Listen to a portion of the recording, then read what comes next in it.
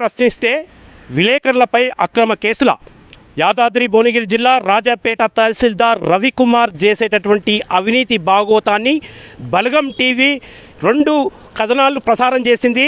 ఆ 2 కథనాలలో ఎంఆర్ఓ చేస్తున్నటువంటి వస్తు రూపేణ బాధిత రైతులను ఇలా లంచం అడుగుతున్నటువంటి విధానాన్ని ఒక కథనంగా చేసింది.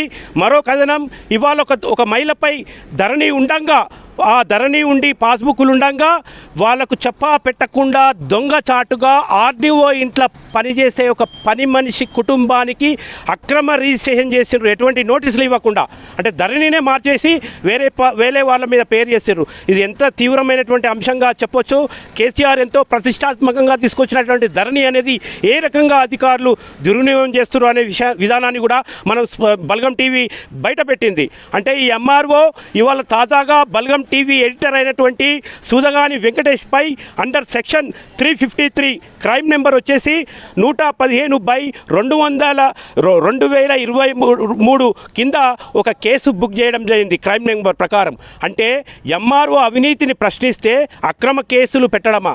అంతా ఏమని పెట్టిరు? ఈ అవినీతి తీరు ఏంది అంటే ఏం అభియోగం అంటే ప్రభుత్వ విధులకు ఆటంకం కల్పించి కార్యాలయ సిబ్బందిని ఇవాళ భయభ్రాంతులకు మీడియా గురి చేసినట్టు ఈ కేసు పెట్టడం జరిగింది. అరే మీడియా ఎక్కడన్నా భయభ్రాంతులకు గురి చేస్తుందా?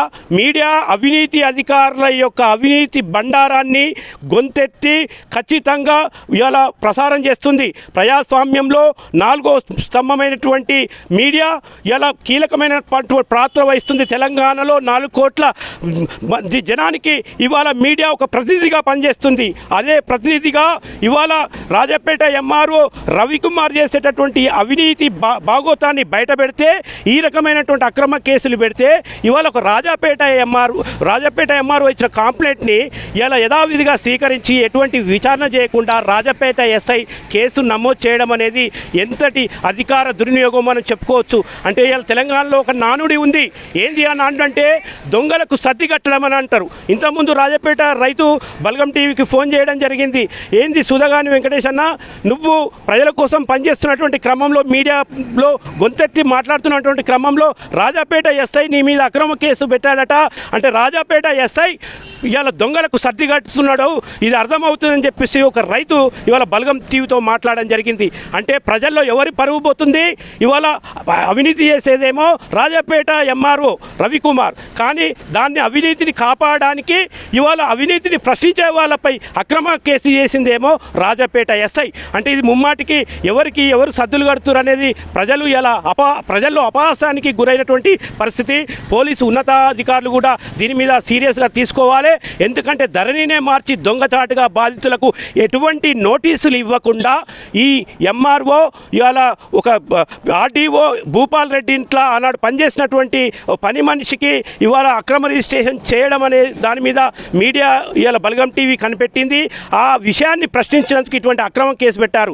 ఈ కేసులో ప్రభుత్వ అధికారులను ఎక్కడ ఇవాళ బలగం టీవీ బెదిరించింది అనేది ప్రూఫ్స్ ఏం లేవు. మొత్తం ఎంఆర్ఓ ఆఫీస్లో మొత్తం సీసీ కెమెరాలు ఉంటాయి. కనీసం బలగం టీవీ ప్రతినిధి కనీసం ఎంఆర్ఓ ఛాంబర్కు పోలేదు, ఎంఆర్ఓతోని ఇప్పటి వరకు ప్రత్యక్షంగా మాట్లాడలేదు. తర్వాత కార్యాలయ సిబ్బందిని భయపెడుతున్నట్టు ఎక్కడ కూడా సీసీ కెమెరాలు నమోదు కాలే. అంటే ఇవాళ రాజాపేట ఎంఆర్ఓ ఆఫీస్ ఆవరణంలో మొత్తం సీసీ కెమెరాలు పనిచేస్తున్నాయి. కానీ ఏ ఆధారంగా రాజాపేట ఎస్ఐ ఇది అక్రమ కేసు పెట్టాడు అనేది చెప్పొచ్చు. మళ్ళీ ఇంకోటి, ఇలా కార్యాలయ సిబ్బందిని భయభ్రాంతులకు గురి చేస్తున్నారని చెప్పేసి కార్యాలయ సిబ్బందిని ఎంఆర్ఓ కలుపుకుంటుండు. ఏమయ్యా ఎంఆర్ఓ, నువ్వు చేసేటి సక్కటి పనా? మీ సిబ్బందిని ఎందుకు కలుపుకుంటావు? గతంలో సీనియర్ అసిస్టెంట్లని చాలా వేధింపులకు గురి చేస్తే వాళ్ళు ఇక్కడి నుంచి ట్రాన్స్ఫర్ అయినటువంటి పరిస్థితి. ఇవాళ ఎంఆర్ఓ ఆఫీస్ను మొత్తం ఇవాళ భ్రష్టు పట్టిస్తూ ప్రజలను రైతులను అనేక విధాలుగా ఇవాళ గోస పెడుతున్నటువంటి తీరును మీడియా ఖచ్చితంగా ప్రశ్నిస్తుంది. ఇవాళ ఆలేరు నియోజకవర్గంలో విలేకరులపై అక్రమ కేసులు ఇవాళ నిత్యకృత్యం అయిపోతున్నాయి. ఈ మధ్య జనం టీవీ విలేకరి మీద కూడా అక్రమ కేసు పెట్టడం జరిగింది. అంటే ప్రశ్నిస్తే ప్రశ్నిస్తే విలేకరులపై అక్రమ కేసుల ఇవాళ ఖచ్చితంగా ఇలా రాజాపేట ఎంఆర్ఓ రెండు విధాలుగా బలగం టీవీకి చిక్కిండు. ధరణి అనేది ఒకరి పేరు నుంచి ఇంకో పేరుకు మీదకి ఎటువంటి నోటీసులు బాధితులకు ఇవ్వకుండా మార్చిండు. అంటే అధికార దుర్వినియోగానికి పాల్పడ్డాడు. ఇక్కడ రెడ్ హ్యాండెడ్గా చట్టానికి కూడా రెడ్ హ్యాండెడ్గా పట్టుబడ్డట్టే. ఖచ్చితంగా బలగం టీవీ ఇవాళ హైకోర్టులో దావా వేయబోతుంది.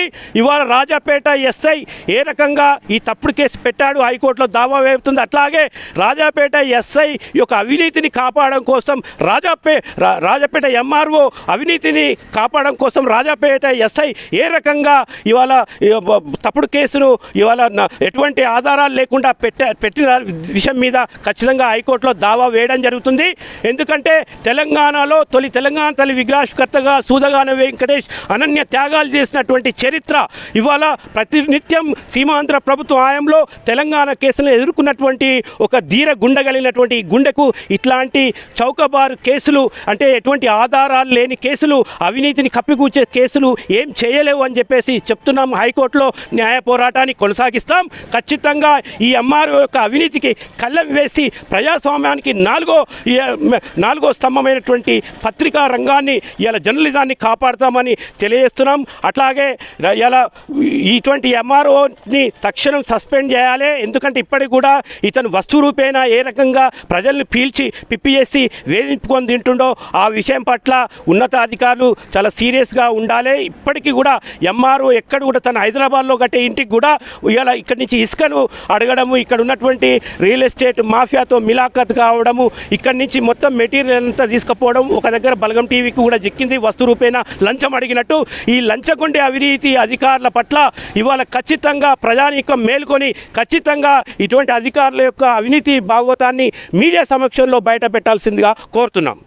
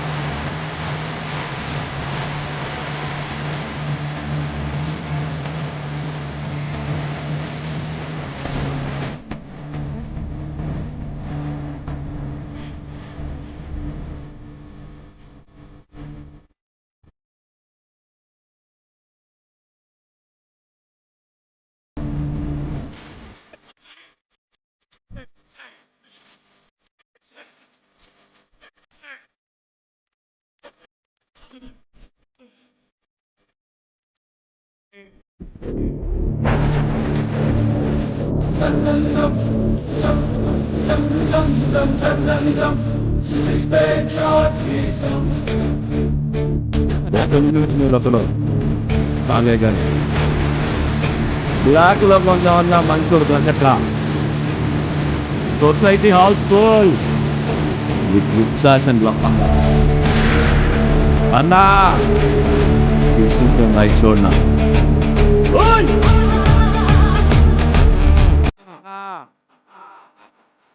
చూడనా